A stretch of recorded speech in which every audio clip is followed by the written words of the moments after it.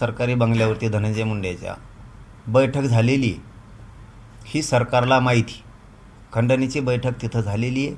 तो स्वतः त्या बैठकीला उपस्थित पण होता धनंजय मुंडे आणि एक नंबरचा आरोपी पण. सरकारकडं ते सगळे पुरावे आहेत, पण मुख्यमंत्री फडणवीस साहेब जाणून बुजून घेत नाहीत.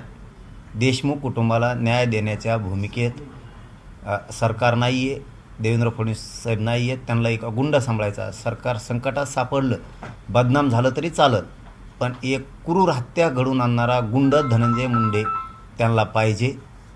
म्हणून ते एक राजकीय मित्र वाचवत आहेत, पण संतोषभाई देशमुखांना न्याय देत नाही आहेत. सोमनाथ सूर्यवंशीला न्याय देत नाही आहेत जाणून बुजून. आता तुम्ही डिस्चार्ज झाल्याच्या नंतर इथून पुढचा प्रोग्राम कसा असणार आहे? काय भेटीगाठी, कुठले विषय, कुठले मुद्दे काय असणार आहे? काय नाही, आता मी आज सुट्टी झाल्याच्या नंतर आता डॉक्टरांनी आराम करायचं सांगितलं 1 महिन्यासाठी. कारण शरीरात माझ्या त्या उपोषणामुळे ताकद नाही राहिली. खूप वेदना आहेत शरीरात, आग पण होती, डोळ्याला अंधाऱ्या पण येतात.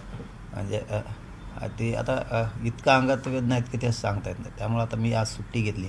पण डॉक्टरांनी मात्र एक आग्रहाचं आणि सक्तीचं सांगितलं की तुम्ही किमान महिना 1.5 महिना तरी कायम आराम करा. अंतर्वालीत गेल्यावर तुम्ही घरी कायम आराम करा. त्यामुळं आता सध्या तर आराम आहे.